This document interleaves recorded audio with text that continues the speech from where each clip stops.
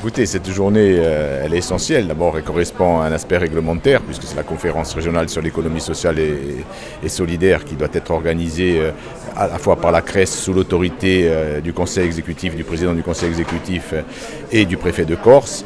Donc déjà, du point de vue du formalisme, c'est important, mais c'est surtout important parce que ça nous permet à l'ensemble des acteurs aujourd'hui de faire un état des lieux, un point, de se poser, de prendre un peu de recul et à travers des ateliers, de débattre sur les enjeux essentiels de l'économie sociale et solidaire, mais aussi d'échanger, de se rencontrer, de créer des passerelles sur les projets, sur les acteurs et sur les territoires.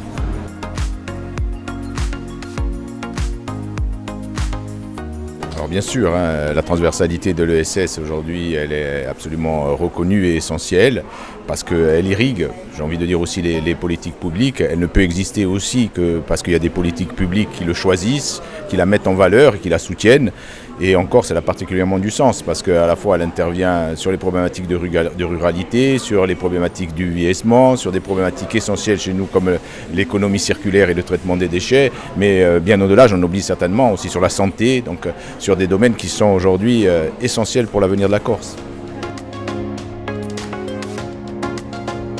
Je crois que dans son intervention, le président de l'exécutif, Gilles Simeone, l'a rappelé. Bien sûr, je crois que culturellement, nous avons un intérêt, une vocation à s'inscrire dans la démarche et dans les valeurs de l'ESS. Nous l'avons certainement fait avant que l'ESS existe de manière organisée et formelle. Ça fait partie, je crois, de la culture corse qui, à la fois, mêle ces aspects de solidarité, de partage et aussi d'initiative. Je crois que les Corses de tous les temps, ils ont toujours su s'engager dans ces démarches-là. Et aujourd'hui, que ça concrétise de manière plus organisée par une économie dédiée, ça correspond, je pense aussi, à la fois à ce que nous sommes et ce que nous voulons continuer à être. Écoutez, moi je veux saluer simplement les acteurs qui s'engagent parce que c'est aussi une question d'engagement dans une réalité, une société qui n'est pas toujours facile, qui est fracturée avec des enjeux liés au développement économique, à la précarité, à un modèle de développement qu'il faut certainement réinventer et aussi à une volonté que nous avons nous aussi de s'inscrire dans une démarche de responsabilité et d'émancipation. Je crois que l'ESS a toute sa place